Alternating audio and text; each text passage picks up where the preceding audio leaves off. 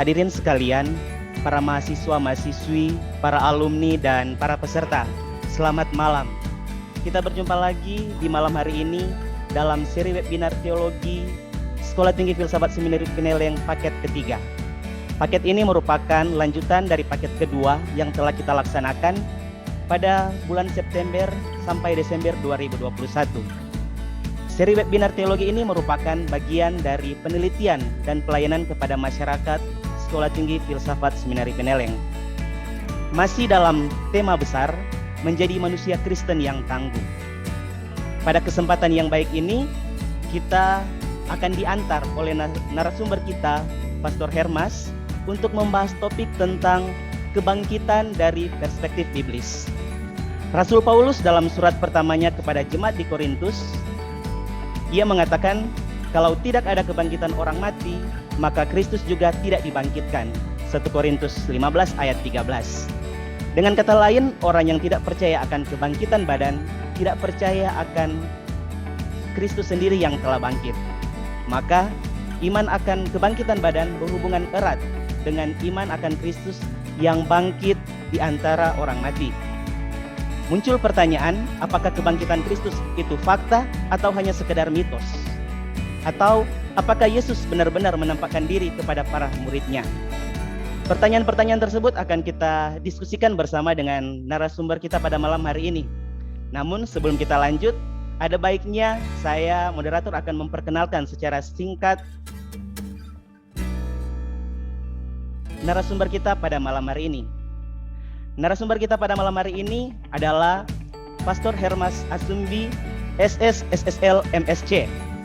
Beliau lahir di Nulion pada tanggal 29 September 1976 dan sekarang beralamat di Skolastika MSc Pineleng.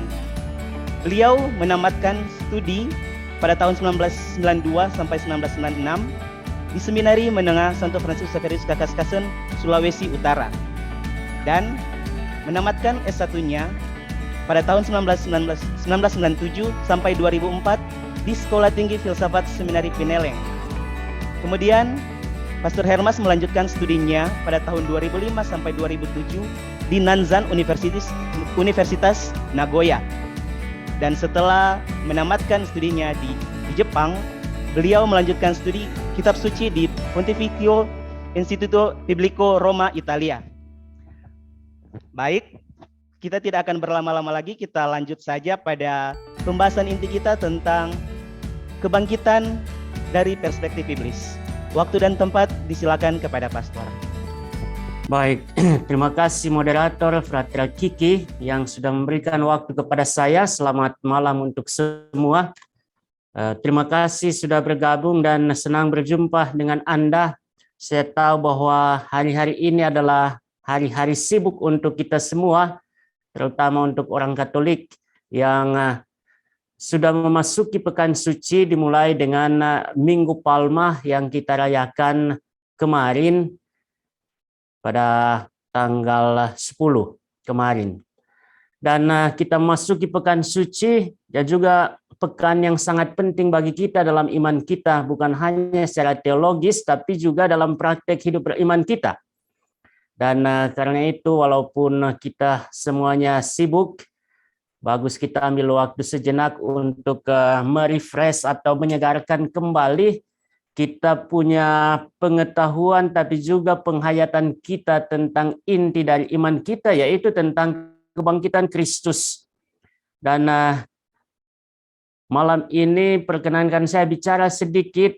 Yang saya bicarakan saya kira bukan sesuatu yang baru bagi Anda.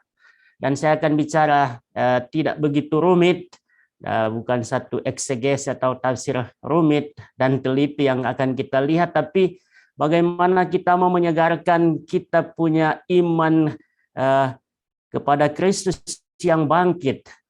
Dalam arti supaya kita juga bisa pertanggungjawabkan apa yang kita imani, kita mengerti apa yang kita imani, dan itu sangat membantu kita untuk menjadi manusia Kristen, manusia Katolik yang kokoh baik dalam praktek beriman maupun dalam pertanggungjawaban kita tentang iman kita, terutama inti dari iman kita itulah kebangkitan Kristus. Baik, izinkan saya untuk share screen.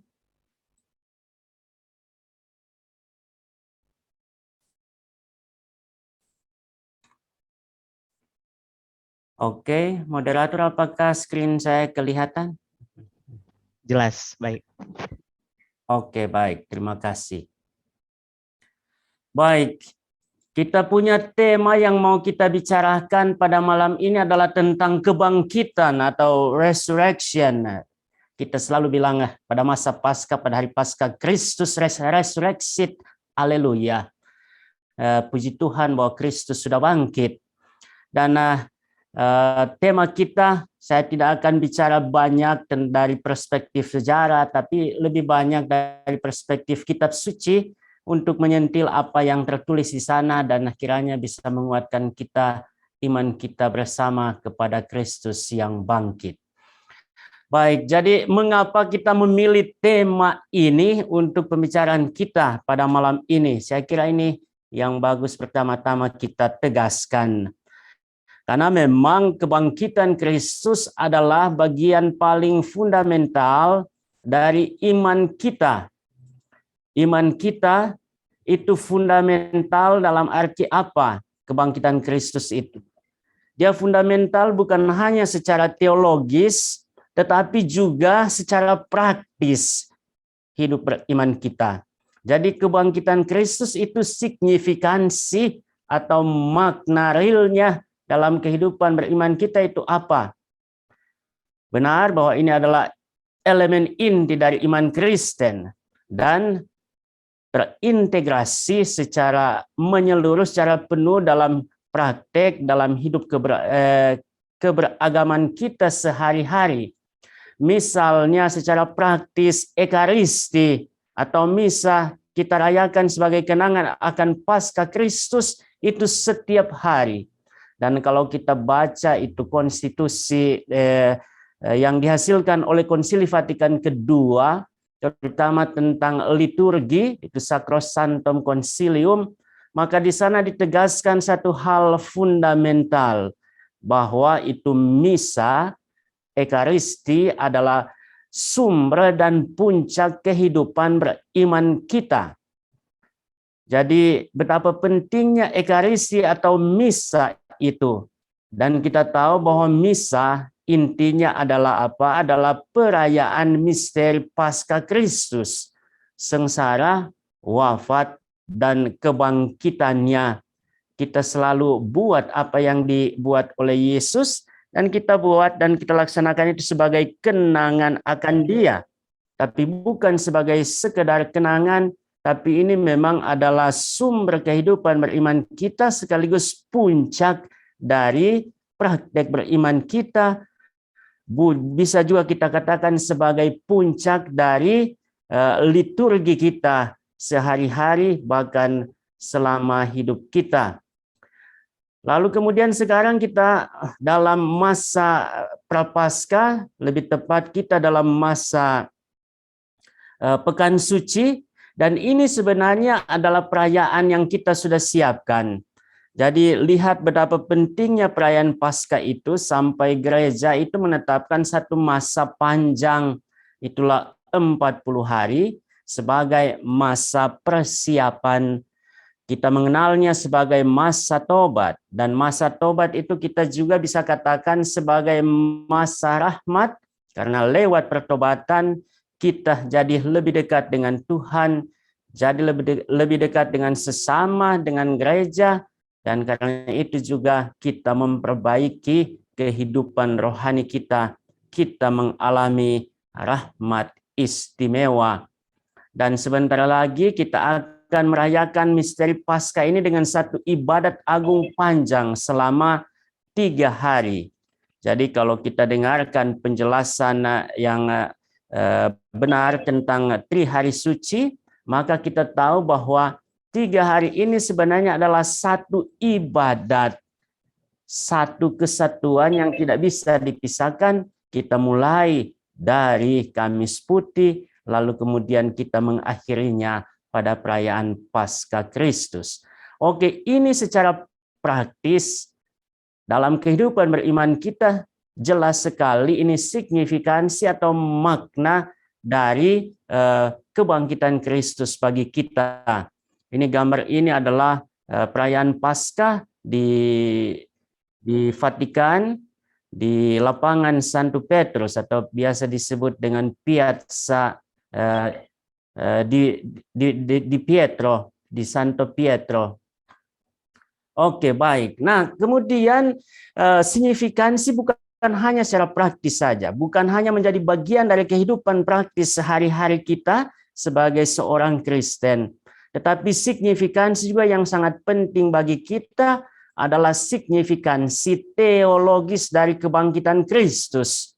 Dan saya kira ini penting supaya kita segarkan ingatan kita, supaya penghayatan kita juga bukanlah penghayatan kaleng-kaleng atau penghayatan tanpa tahu maknanya. Pertama, secara teologis kebangkitan Kristus itu bisa kita katakan, kita mengutip apa yang dikatakan oleh Santo Paulus seperti ini. Iman Kristen itu bergantung pada peristiwa kebangkitan Kristus. Jadi iman kita apakah benar atau salah, itu tolok ukurnya adalah Kristus telah bangkit atau tidak. Jadi ini yang dikatakan oleh Paulus, tetapi andai kata Kristus tidak dibangkitkan, maka sia-sialah pemberitaan kami dan sia-sialah juga kepercayaan kamu. Lebih daripada itu kami ternyata berdusta terhadap Allah. Sebab jika benar orang mati tidak dibangkitkan, maka Kristus juga tidak dibangkitkan. Dan jika Kristus tidak dibangkitkan, maka sia-sialah kepercayaan kamu dan kamu masih hidup dalam dosamu. Ini penegasan teologis yang sangat kuat, sangat kokoh, juga mungkin sangat keras dari Santo Paulus tentang kebangkitan Kristus. Kalau Kristus tidak bangkit, maka kita gereja ini yang sudah hidup selama 2000 tahun lebih itu bisa dibubarkan. Tidak ada maknanya, sia-sia. Kita punya iman, kita punya usaha membangun gereja, membangun keluarga, kelompok, paroki, keuskupan, paroki, wilayah rohani, dan seterusnya, itu bisa ditinggalkan, sia-sia, tidak ada maknanya. Ini lihat betapa pentingnya ini kebangkitan Kristus. Syukur kepada Allah bahwa Yesus itu bangkit, itu bukanlah kebohongan, tetapi satu fakta. Dan karena itu kita punya hidup, kita punya iman itu bukanlah sesuatu yang sia-sia. Dan sudah berbuah selama 2000 tahun lebih, dan kiranya kita juga berharap seperti apa yang dinubuatkan oleh Nabi, kerajaannya tidak akan berkesudahan. Baik, jadi memang itu kebangkitan Kristus itu menjadi konfirmasi atau penegasan kebenaran semua pengajaran karya Yesus. Jadi memang kalau Yesus pada waktu itu tidak bangkit setelah dia disiksa, kemudian dia digantung, dipaku di atas kayu salib, lalu kemudian kalau dia memang tidak bangkit, maka semua yang dia ajarkan, semua yang dia lakukan, termasuk mukjizat, kita tahu dalam Injil di sana dikatakan bahwa dia mengajar berbeda seperti guru-guru orang Yahudi atau para rabi. Dia mengajar dengan kuasa ilahi, dengan kuasa dari dirinya sendiri, dari identitasnya sendiri sebagai putra Allah atau anak manusia. Kalau kita pakai itu gelar yang tertulis dalam kitab Nabi Daniel. Kemudian dia melakukan semua hal-hal yang istimewa, yang ajaib, perbuatan ajaib, mukjizat. Dia sembuhkan orang, dia bangkitkan orang, misalnya Lazarus. Tapi semuanya itu sebenarnya akan sia-sia. Tidak bisa kita anggap benar kalau dia sendiri tidak bangkit pada hari ketiga. Jadi semua kebenaran termasuk yang sulit dipahami.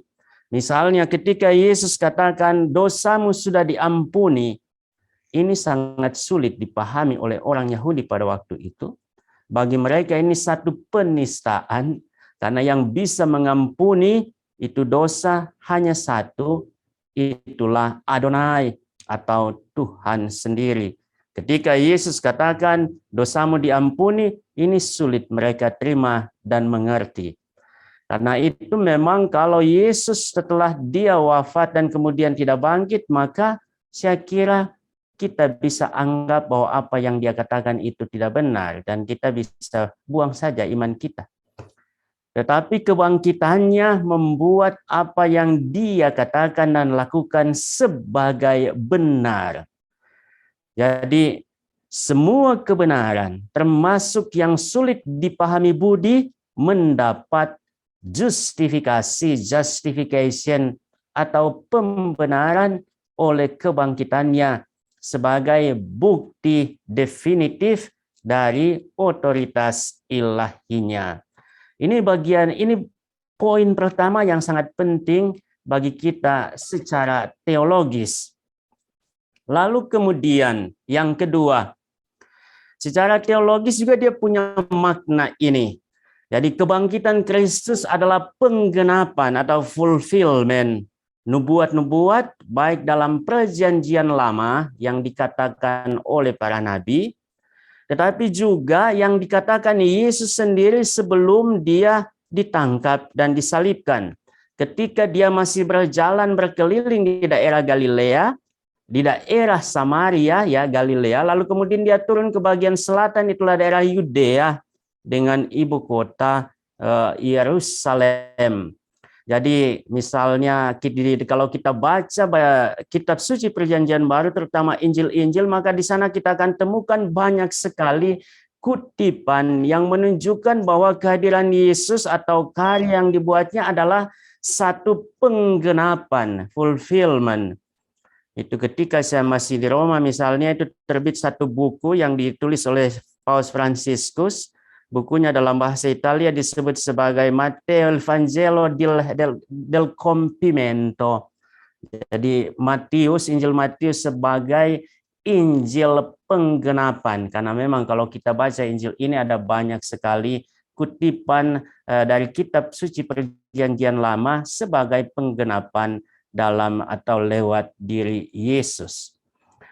Jadi dalam perjanjian lama misalnya soal penggenapan ini, sengsara, wafat, dan kebangkitan Yesus adalah penggenapan nubuat Yesaya tentang hamba Tuhan yang menderita, wafat, tetapi kemudian dipulihkan oleh Allah atau vindication. Jadi misalnya dalam Yesaya ini 53 di sana tertulis jelas apa yang dialami oleh hamba dari Tuhan atau hamba Yahweh ini. Orang Israel ketika mereka melihat ini tulisan 4 huruf ini kita biasa membacanya Yahweh. Tapi orang Israel tidak berani untuk membaca Yahweh.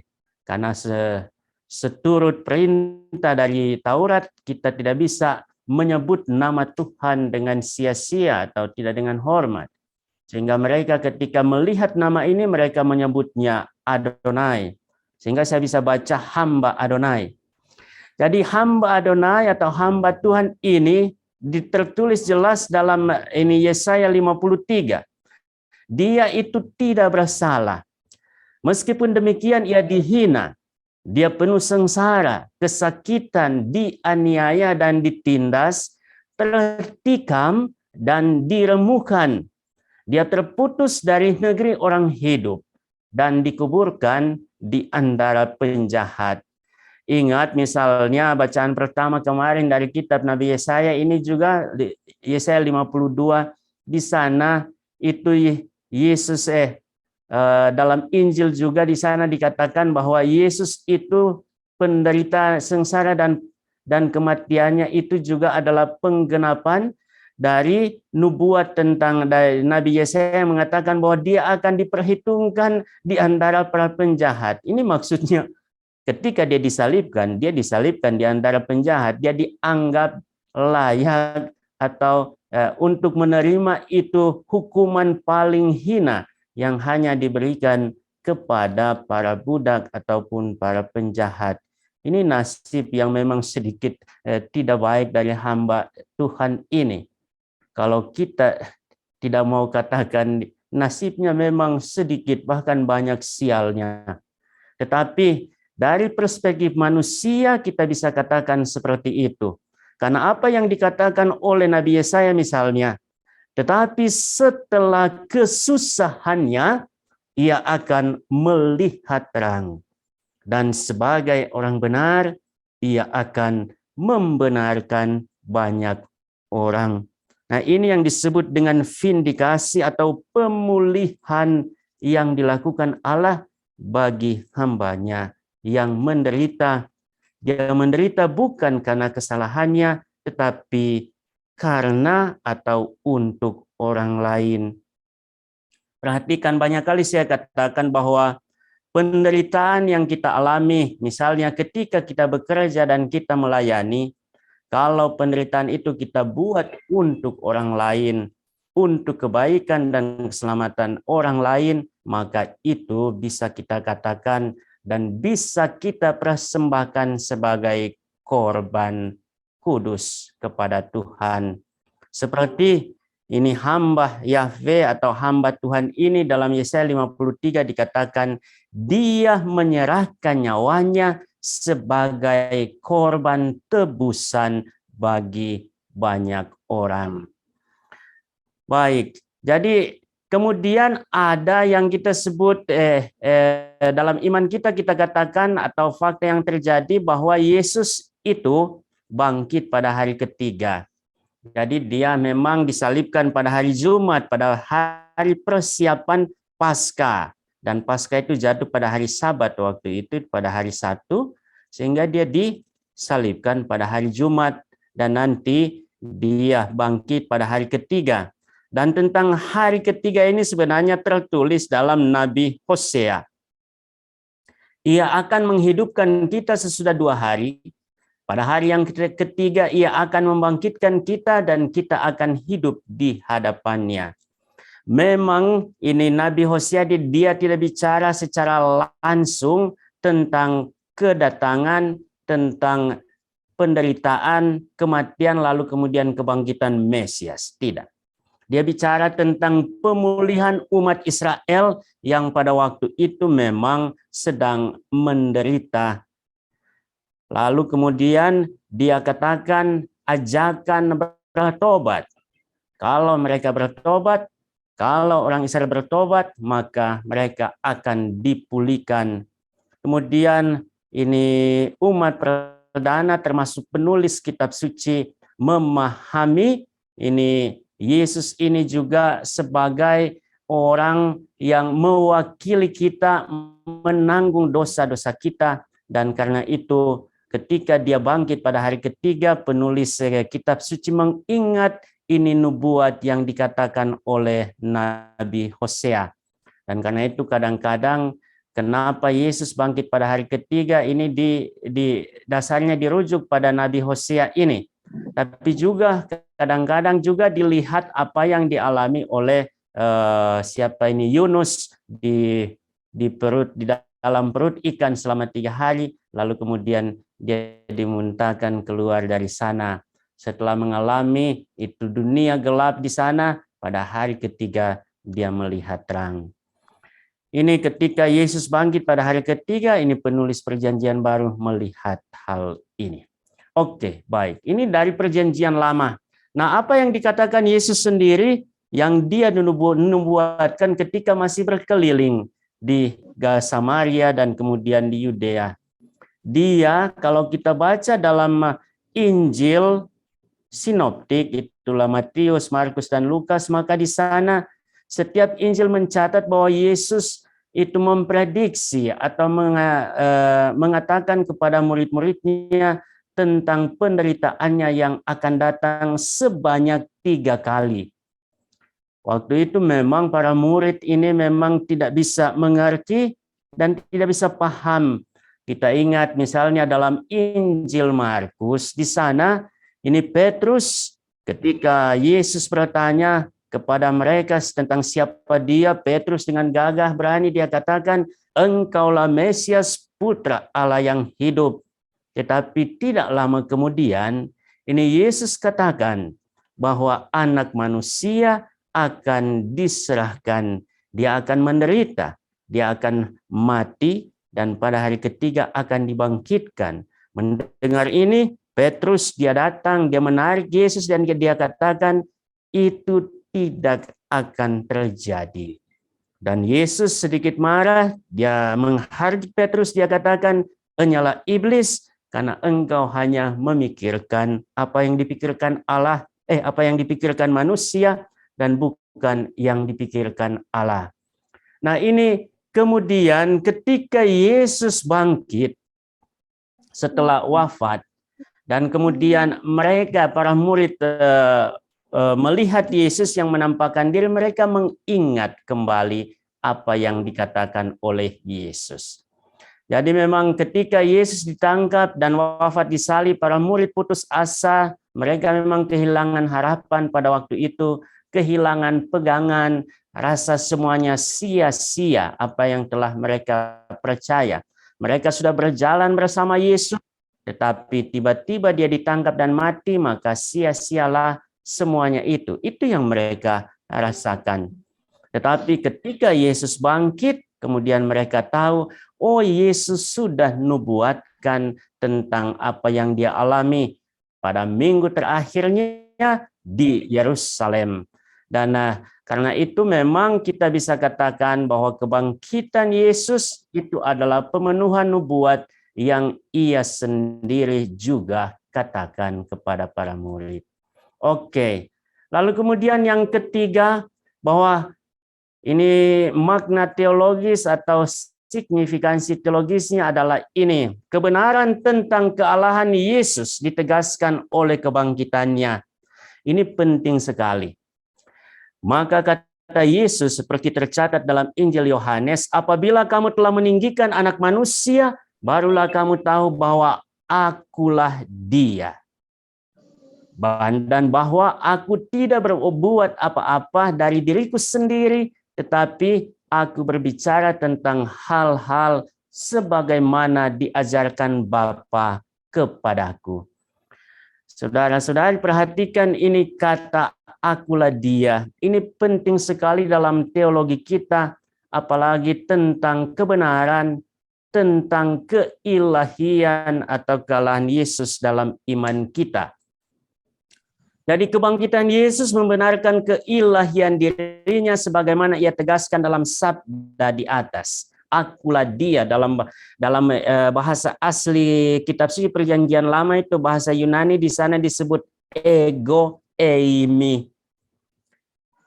Menunjuk ini sebenarnya ini kata ini menunjuk pada nama yang diberikan oleh Adonai, oleh Yahweh kepada Musa.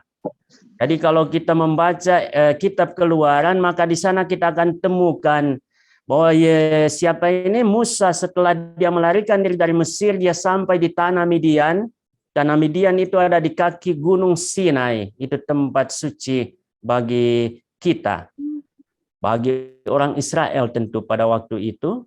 Lalu kemudian di sana Musa mendapatkan penglihatan, itu semak yang ada api di semak, tapi semaknya tidak terbakar.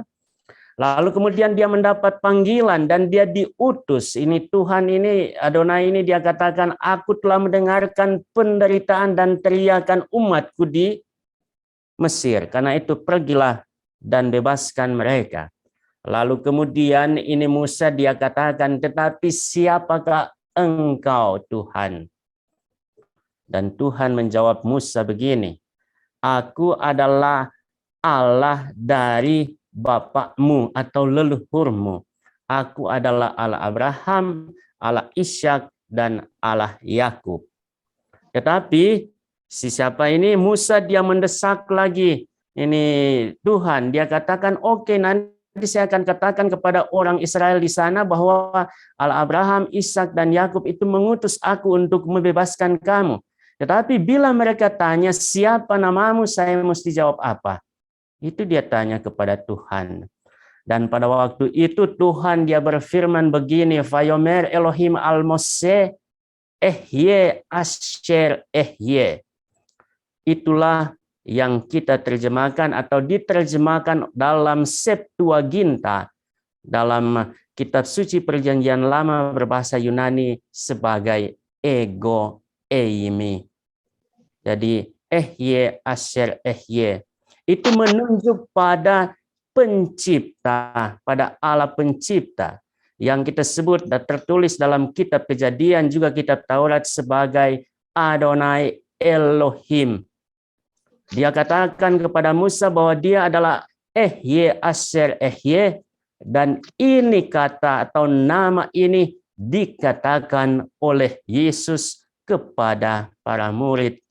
Ini juga yang terjadi yang dikatakan Yesus ketika dia berjalan di atas air. Ketika para murid sudah mau tenggelam. Lalu kemudian di malam hari itu Danau Galilea mengamuk, ada angin sakal. Lalu Yesus berjalan mendekati mereka.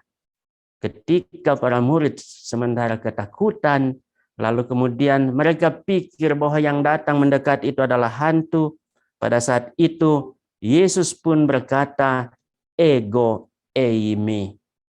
Kemudian dia meredakan itu danau, dia redakan itu angin ribut. Setelah itu para murid menyembah dia. Jadi artinya lewat sabda ini Yesus menyatakan bahwa dia punya relasi sangat istimewa. Dia adalah anak Allah dalam pemahaman teologis kita, bukan sama sekali bukan pemahaman biologis, dan dia adalah Allah sendiri. Karena itu saya ingat kadang saya pernah ditanya pertanyaan ini, apakah Yesus tidak pernah mengatakan bahwa dia adalah Tuhan? Dan orang nanti akan banyak menunjuk pada apa yang dikatakan Yesus dalam Injil Yohanes. Dalam Injil Yohanes ketika dia membasuh kaki para murid, dan kita akan peringati pada Kamis Putih 2 hari lagi. Yesus katakan, jika aku yang adalah Tuhan dan gurumu berbuat demikian, maka kamu pun pantas dan semestinya saling membasuh kaki. Perhatikan yang dikatakan oleh Yesus itu, dia bilang ketika aku adalah Tuhan, dia pakai kata Kyrios, bukan ego eimi. Kata Kyrios itu memang secara teologis berarti Tuhan, tapi secara manusiawi, secara kultural berarti Tuhan. Jadi memang konteksnya mesti kita mengerti dalam konteksnya, sehingga memang bisa bermakna ganda, Tuhan dan Tuan. Tetapi kalau yang kita lihat ini, ego ini dia tidak punya makna ganda. Dia menunjuk secara eksplisit dan tegas pada kata yang dikatakan atau nama yang dikatakan itu oleh Adonai kepada Musa. Sehingga kalau kita lihat sabda ini, maka Yesus itu mengatakan bahwa dirinya Ehye Asher Ehye, yang tidak lain adalah nama yang diungkapkan Tuhan kepada Musa. Oke, baik. Lalu kemudian yang keempat, misteri Paskah Kristus mencakup 2 aspek ini. Ini juga signifikansi atau makna teologis yang dalam. Terutama bagi kita, dia punya efek apa untuk kita manusia yang berdosa. Pertama, dengan kematiannya Kristus membebaskan kita dari dosa, itu pertama.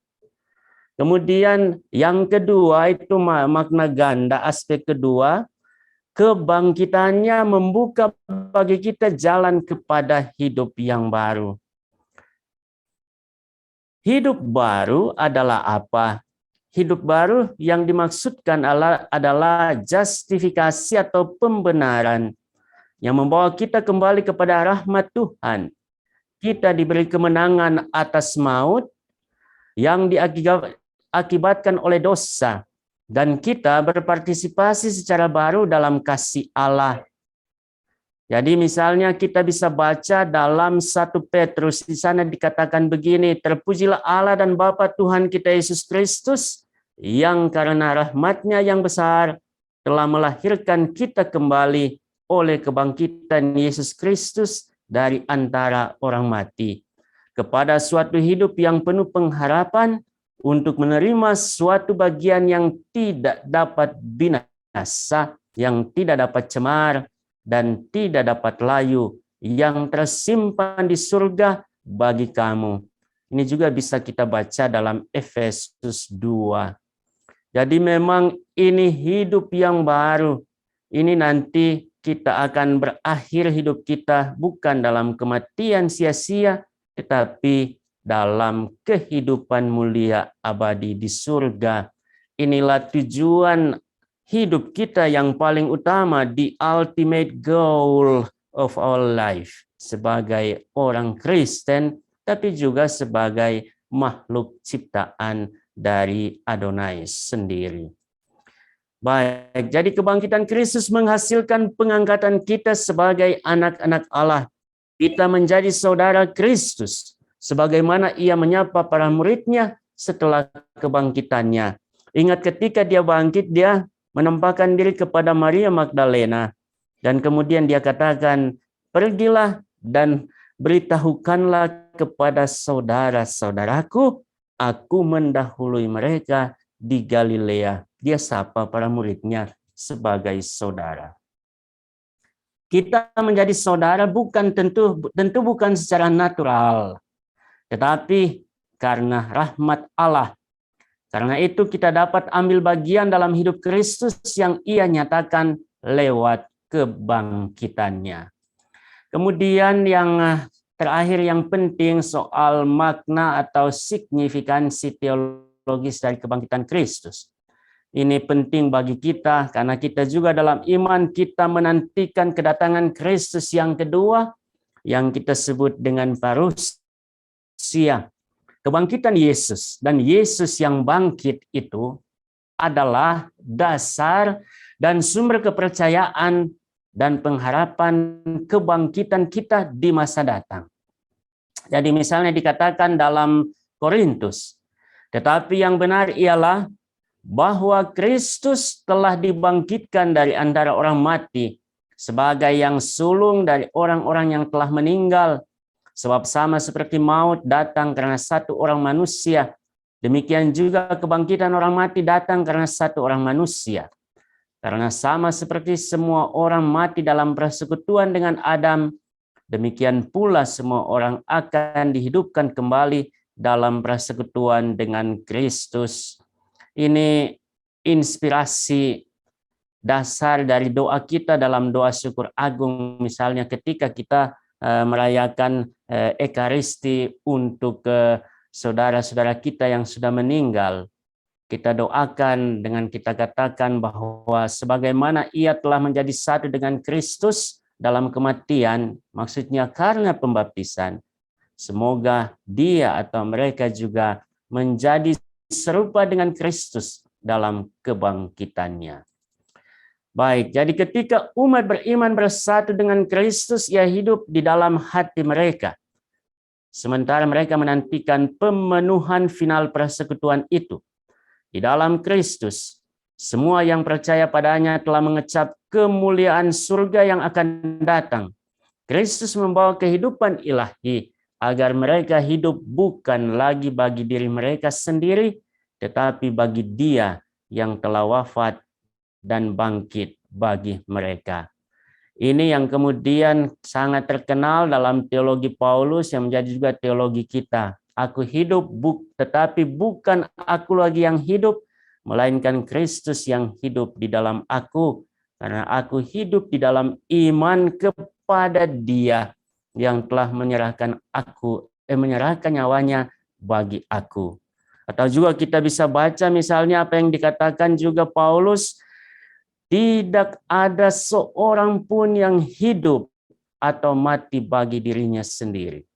Jika kita mati bagi Kristus. Jika kita hidup bagi Kristus. Baik, ini soal signifikansi, saya kira bagus saya tegaskan saja hal ini untuk menyegarkan kembali kita punya ingatan soal makna paling utama dari kebangkitan Kristus bagi kita sebagai orang Kristen. Tetapi ini semua makna ini tidak ada faedahnya kalau kebangkitan Yesus itu bukanlah fakta. Jadi kita bisa bertanya apakah ini fakta atau mitos dan apa yang dikatakan kitab suci tentang hal ini. Oke. Baik. Jadi kalau kita bicara tentang kebangkitan badan, maka sebenarnya ada persepsi yang berbeda. Kalau kita ingat misalnya bagi orang Yunani yang sangat kuat ilmu filsafatnya, mulai dari tokoh paling terkenal itulah Plato, lalu kemudian ada Aristoteles, dan Plato yang terkenal dengan filsafat dualismenya, itu tubuh dan jiwa. Yang paling utama itu jiwa, tubuh itu bayangan saja. Dan ini sangat kuat pengaruhnya dalam kehidupan dan juga cara pikir orang Yunani pun ketika Yesus lahir. Pada saat dia hidup di sana. Tubuh adalah penghalang kepada kehidupan yang sebenarnya atau sejati. Nanti siapa mereka yang belajar filsafat pasti tahu ini. Mereka menantikan saat di mana jiwa bebas dari cengkraman tubuh. Bagi mereka, bagi orang Yunani, tentu yang menganut filsafat ini, hidup setelah kematian adalah murni kehidupan jiwa yang immortal, tidak dapat mati. Jadi bagi mereka tidak ada kebangkitan badan. Karena itu kita ingat ketika Paulus pergi sampai di Yunani dan dia berkhotbah di lapangan di Areopagus, lalu di sana itu ada yang tertawakan dia ketika dia bicara tentang Yesus yang bangkit. Karena bagi mereka tidak ada kebangkitan badan. Yang immortal itu hanyalah jiwa. Oke. Tapi juga misalnya di kalangan Yahudi juga ada pendapat seperti ini. Misalnya kaum Saduki mereka tidak percaya kepada kebangkitan badan. Tapi ada kelompok yang mainstream misalnya orang Farisi itu memang mereka percaya pada kebangkitan badan. Mereka menantikan dan percaya akan adanya kebangkitan badan, tetapi tubuh yang dibangkitkan adalah sama persis dengan tubuh sebelumnya, seperti yang kita punya ini. Jadi misalnya kita ingat apa yang di perdebatan Yesus dan orang Farisi tentang kebangkitan badan. Mereka datang membawa seorang perempuan dan katakan, ini perempuan, jika seorang bukan membawa, minta maaf. Mereka datang dan katakan perumpamaan ini. Jika seorang perempuan mengawini seorang laki-laki dan laki-laki itu mati tanpa meninggalkan keturunan, maka adiknya harus mengambil perempuan itu sebagai istrinya untuk membawa atau menghasilkan keturunan bagi kakaknya itu. Nah, bila ada 7 orang bersaudara laki-laki dan kemudian mereka yang tua itu kawin dengan perempuan dan mati tanpa meninggalkan keturunan, lalu ke-7 bersaudara itu semuanya mengawini perempuan itu dan kemudian mereka mati tanpa meninggalkan keturunan, nanti di surga kira-kira siapa yang jadi suami dari perempuan itu? Lalu kemudian Yesus katakan, tidak ada kawin dan dikawinkan nanti di surga. Karena semua orang akan hidup seperti malaikat. Jadi memang berbeda persepsinya. Kemudian kita punya persepsi atau punya gagasan yang berbeda seperti yang diajarkan dan ditunjukkan oleh Yesus. Orang Kristen percaya dan menantikan kebangkitan badan. Tetapi pada waktu itu, tubuh atau badan kita akan dirubah, akan ditransformasi.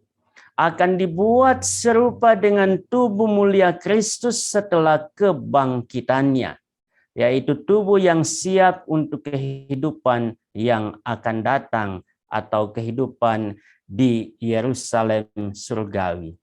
Jadi ini jelas sekali. Misalnya ketika Yesus setelah kebangkitannya, dia menampakkan diri kepada para murid.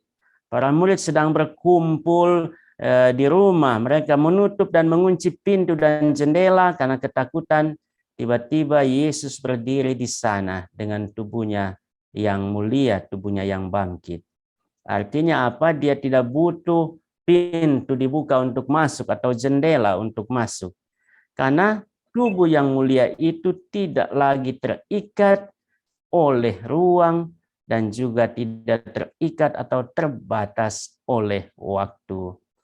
Paulus kemudian dia bicara tentang tubuh jasmani dan tubuh rohani. Tentu ini yang dia maksudkan, tubuh mulia, tubuh yang dibangkitkan, itulah tubuh rohani. Baik. Jadi kemudian kita bedakan dengan jelas, banyak ada orang yang bedakan seperti ini. Jadi yang diharapkan oleh orang Farisi itu sama dengan yang dialami oleh Lazarus. Jadi ini disebut resuscitation. Jadi sementara kita percaya pada kebangkitan, resurrection, ini yang dialami oleh Yesus. Dua kata ini punya makna yang mirip, tetapi banyak kali dipakai untuk bedakan bahwa kebangkitan yang dialami Yesus itu berbeda dengan kebangkitan yang dialami Lazarus ataupun putri Yairus dan pemuda di Nain. Ini ketiga-tiganya dibangkitkan oleh Yesus. Ini Lazarus dia dibangkitkan di Betania. Lazarus punya saudari dua, Maria dan Marta. Mereka dibangkitkan keluar dari kubur si Lazarus, tapi tubuh seperti yang kita punya, sehingga nanti pada akhirnya juga akan mati. Oke, mereka mengalami kebangkitan badan, tetapi bukan kebangkitan dengan tubuh mulia seperti yang dialami oleh Yesus. Sementara yang kita nantikan pada hari kedatangan Yesus yang kedua itulah kebangkitan untuk tubuh yang mulia atau tubuh rohani dalam bahasa Paulus. Oke, baik. Jadi kebangkitan Kristus itu sebuah fakta atau bukan? Ini kitab suci menegaskan dan memberikan bukti bahwa kebangkitan Yesus adalah fakta. Pertama memang karena bahwa Yesus mati itu tertulis dengan sangat jelas. Kisah sengsara Yesus kita bisa temukan dalam Injil Markus, Injil Lukas yang kita dengarkan dalam Minggu Palma kemarin tahun C, juga nanti pada hari Jumat itu kisah sengsara menurut Yohanes. Bahwa Yesus mati itu juga tidak hanya dicatat dalam Injil, tetapi juga dicatat dalam buku-buku sejarah, misalnya itu Josephus Flavius yang menulis dua buku terkenal, itu Bellum Judaicum atau The Jewish War, perang Yahudi, dan juga yang terkenal itu di Antiquity, The Jewish Antiquity, itu masa kuno dari orang Yahudi. Dan dalam buku Antiquity ini di sana tercatat bahwa Yesus mati, dan caranya apa? Dia disalibkan pada masa Pontius Pilatus menjadi wali negeri. Baik, kitab suci Perjanjian Baru memberi kesaksian bahwa kebangkitan Kristus adalah suatu peristiwa real atau peristiwa sejarah. Nah, dalam kitab suci kesaksian tertua itu ada dalam Korintus, karena memang dia lebih dulu ditulis. Injil-Injil ditulis kemudian beberapa tahun setelah ini surat ini. Di sana dikatakan begini, sebab yang sangat penting telah kusampaikan kepadamu, yaitu apa yang telah kuterima sendiri, ialah bahwa Kristus telah mati karena dosa-dosa kita sesuai dengan kitab suci, bahwa ia telah dikuburkan dan bahwa ia telah dibangkitkan pada hari yang ketiga sesuai dengan kitab suci, bahwa ia telah menampakkan diri kepada Kefas dan kemudian kepada ke-12 muridnya. Sesudah itu ia menampakkan diri lagi kepada lebih dari 500 saudara sekaligus. Kebanyakan dari mereka masih hidup sampai sekarang, tetapi beberapa di antaranya telah meninggal. Selanjutnya ia menampakkan diri kepada Yakobus, kemudian kepada semua rasul, dan yang paling akhir dari semuanya, ia menampakkan diri juga kepadaku sama seperti kepada anak yang lahir sebelum waktunya. Ini pengalaman Paulus. Jadi Paulus dia menunjuk bahwa kebangkitan Kristus itu adalah fakta dengan menyebut penampakan Yesus kepada banyak orang, terutama kepada para murid. Dan sebagian mereka yang melihat dan mengalami penampakan Yesus itu masih hidup ketika surat ini ditulis, yaitu pada tahun 50-an. Dan beberapa juga sudah meninggal. Ini penegasan dari Paulus. Ini bukan sesuatu yang baru bagi orang Korintus, karena mereka telah menerima pewartaan dan mereka sudah percaya bahwa Kristus bangkit, mati dan bangkit. Dan ini ditegaskan kembali oleh Paulus ketika menulis surat ini bagi mereka. Baik, kemudian bukti historisnya itu sebenarnya apa? Jadi Injil-Injil memberi kesaksian bahwa Yesus disalibkan, wafat dan dimakamkan, ini jelas. Dan bangkit pada hari ketiga.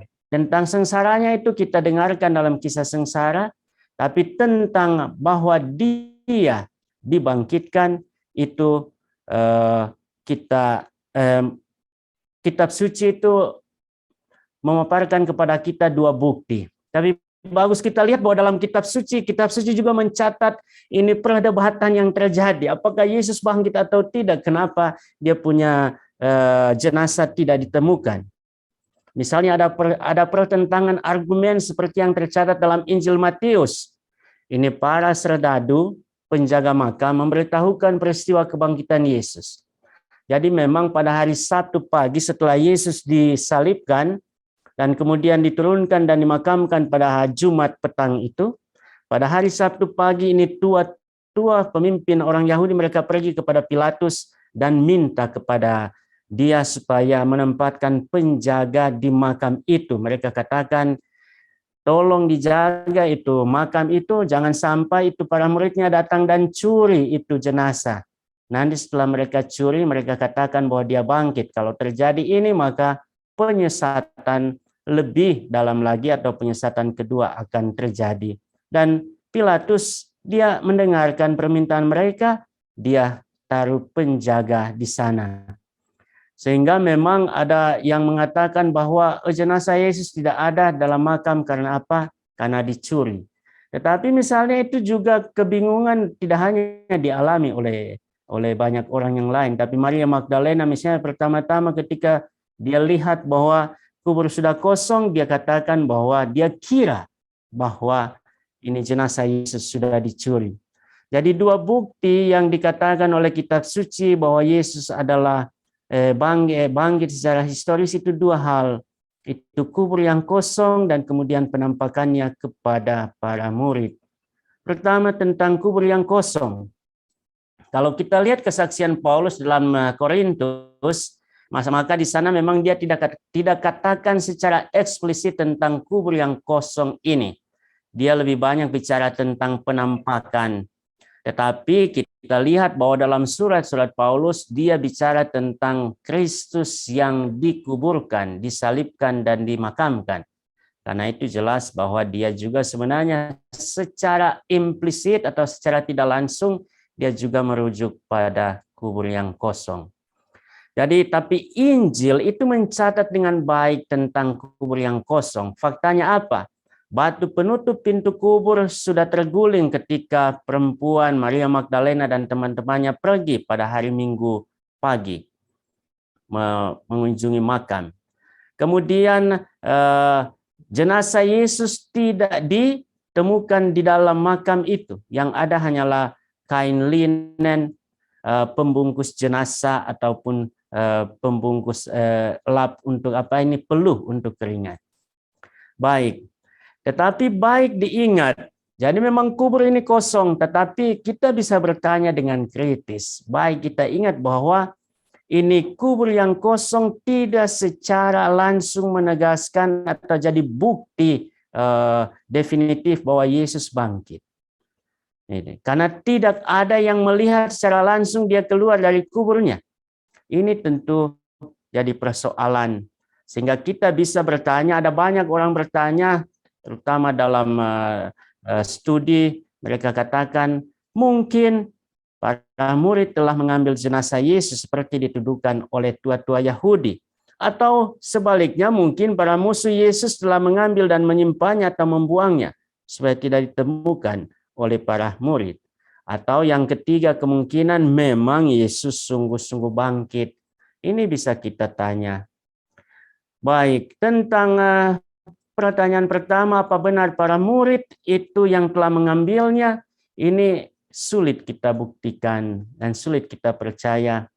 Dalam narasi tentang kebangkitan nampak jelas bahwa pada awalnya tidak ada pikiran atau harapan dalam diri para murid dan pengikut lainnya bahwa Kristus akan bangkit. Maria Magdalena misalnya sedih dan menangis ketika dia lihat Yesus. Dan dia pikir, dia sangka sudah dicuri. Mereka bingung. Dua murid Emmaus juga bingung ketika mereka lihat junjungannya sudah mati di atas kayu salib.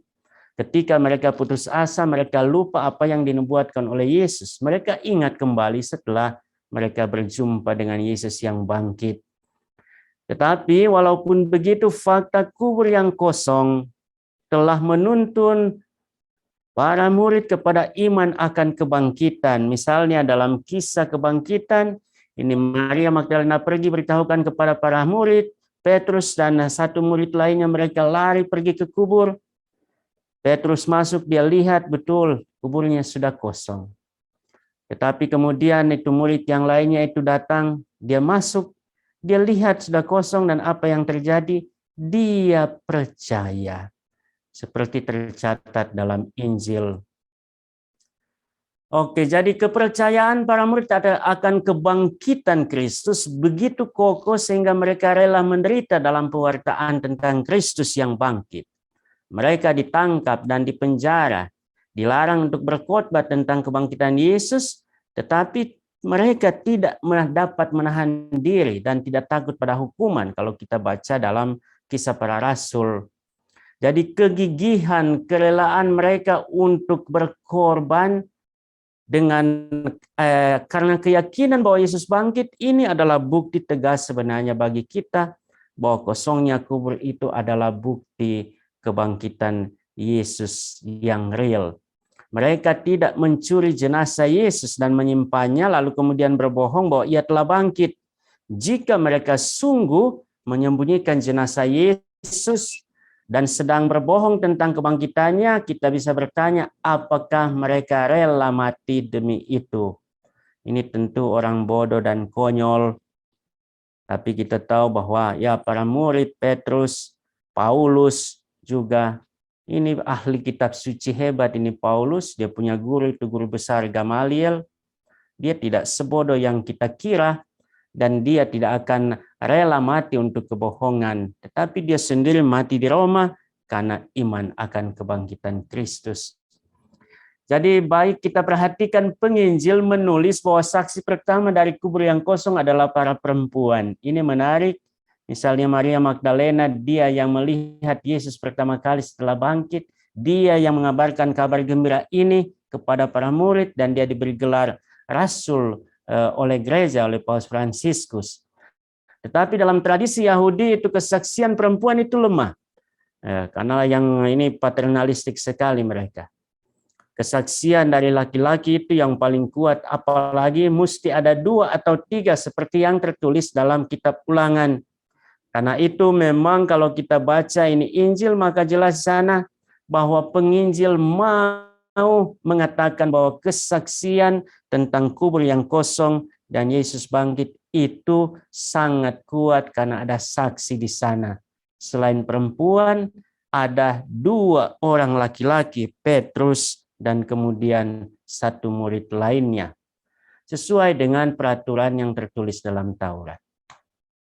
Oke, jadi kemudian kita juga bisa bertanya balik, apakah para musyis yang mengambil dan menyembunyikan jenazahnya ini juga sulit dibuktikan? Kalau mereka yang ambil, lalu kemudian tentu mereka bisa langsung bantah pewartaan para rasul yang rela mati demi warta tentang kebangkitan. Tetapi pasti bukan mereka yang ambil, walaupun mereka memang cemas dan gelisah takut akan pengaruh Yesus di antara orang Yahudi. Tetapi fakta sejarah menyatakan bahwa mereka tidak bisa menunjukkan jenazah Yesus.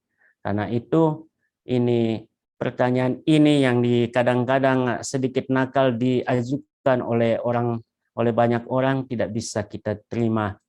Lalu kemudian tinggal satu kemungkinan dari arti kubur yang kosong yang hendak disampaikan oleh penulis kitab suci, bahwa kubur menjadi kosong karena Kristus memang sungguh bangkit. Baik, lalu kemudian yang kedua adalah penampakan Yesus. Ini fakta atau bukti definitif kedua yang disampaikan oleh kitab suci. Dan ini memang tidak bisa dipisahkan dari bukti pertama, yaitu kubur yang kosong. Kalau ini kubur yang kosong berarti Yesus bangkit, maka kita bisa bertanya di mana dia punya di mana dia punya tubuh. Yesus ada di mana? Lalu kemudian ternyata Yesus menampakkan dirinya kepada para murid, kepada para perempuan, juga kepada Paulus. Dan ini kebangkitan Yesus mendapat konfirmasi historik lewat peristiwa penampakannya. Ia menampakkan diri kepada Maria Magdalena yang sementara menangis karena bingung di dekat makam. Ketika Yesus memanggil namanya, dia mengenali Yesus dan dia menyapa Yesus dengan Rabuni. Perhatikan sapaan Rabuni itu adalah sapaan memang dia dari bahasa Aram. Kalau bahasa Ibrani itu Rabi. Tapi kata atau sapaan Rabuni itu lebih banyak dipakai dalam tradisi Yahudi, itu dipakai untuk Tuhan. Jadi kalau kita bilang, oh Tuhan guruku yang paling hebat, itu dipakai sapaan Rabuni. Sehingga ketika Maria Magdalena mengenal Yesus, dia menyapanya dengan Rabuni. Ini ungkapan iman bahwa Yesus adalah seorang ilahi. Kemudian dia juga menampakkan diri kepada para murid. Kita bisa baca dalam Injil Yohanes, Lukas, dan Matius. Dan mereka katakan, nanti kita baca, mereka katakan kepada siapa? Kepada Thomas, kami telah melihat Tuhan. Ia telah menampakkan diri kepada Simon. Lalu kemudian juga ada penampakan yang lain, ini menarik sekali. Ini penampakan kepada dua murid di Emmaus yang berjalan dari Yerusalem ke Emmaus.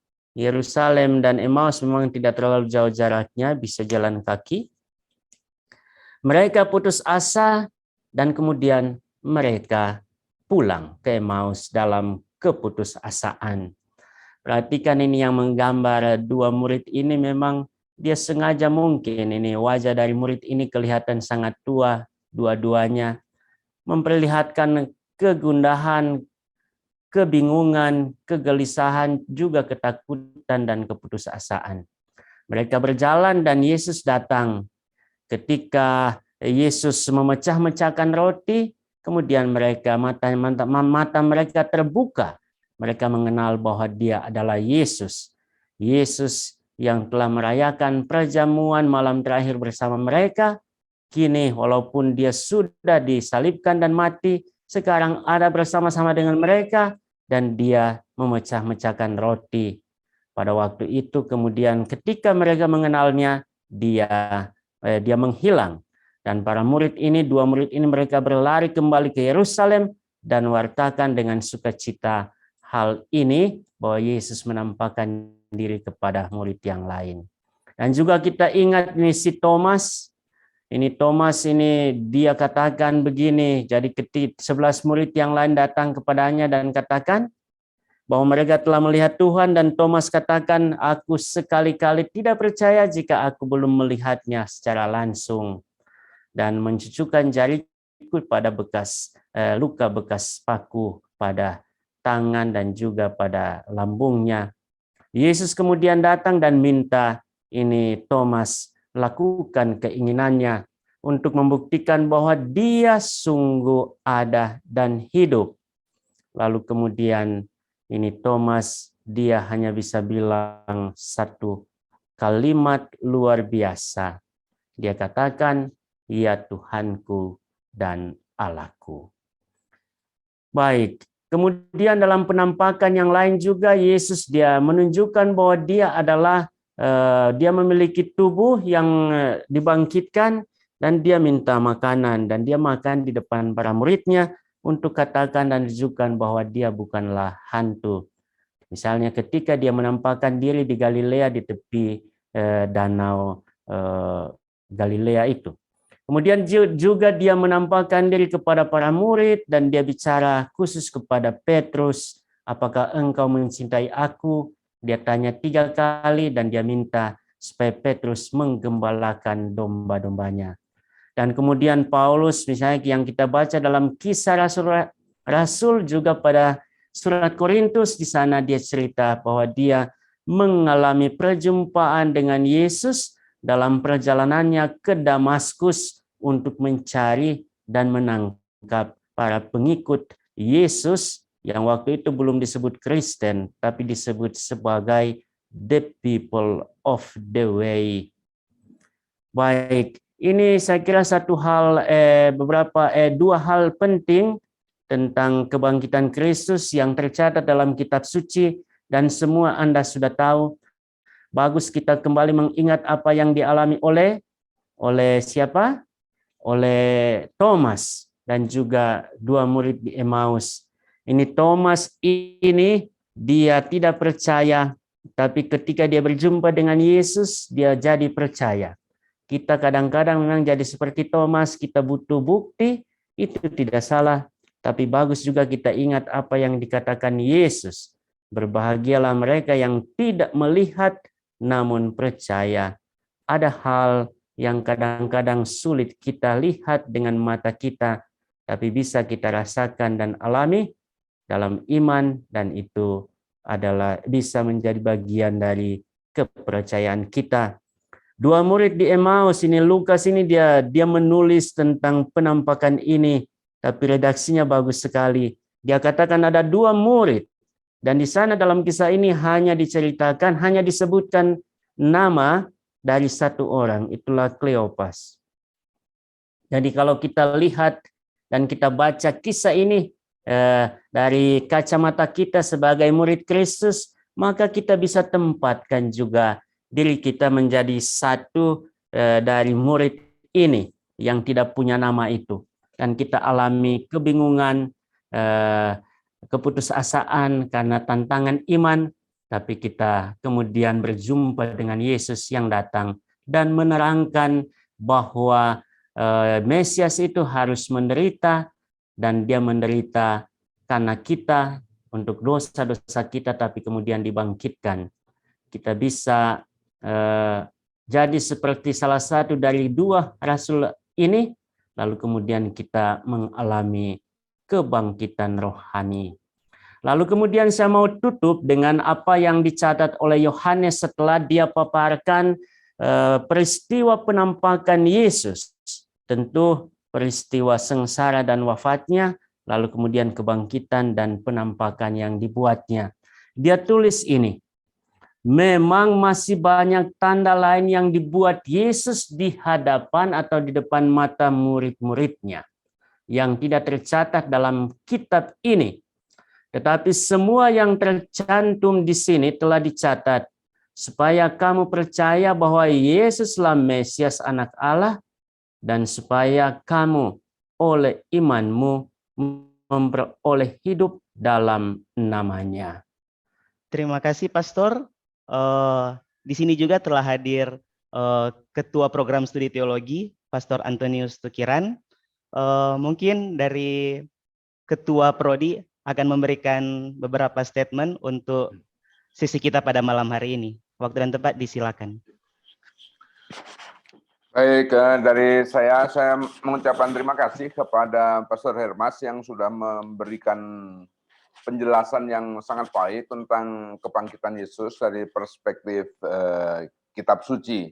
Ini bukan hanya baik materinya, tetapi momennya juga tepat karena kita sekarang ini berada dalam pekan suci.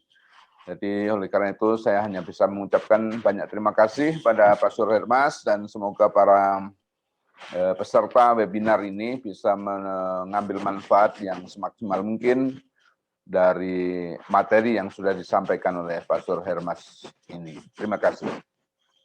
Baik, saya mengakhiri sesi kita pada malam hari ini. Saya Michael Mefrikewo menyampaikan banyak terima kasih kepada Pastor Hermas yang telah menjadi narasumber kita pada malam hari ini. Dan kami juga menyampaikan banyak-banyak terima kasih kepada para peserta, para mahasiswa, para pastor, dan Bapak Ibu yang telah mengambil bagian dalam seri webinar pada malam hari ini. Selamat malam, terima kasih.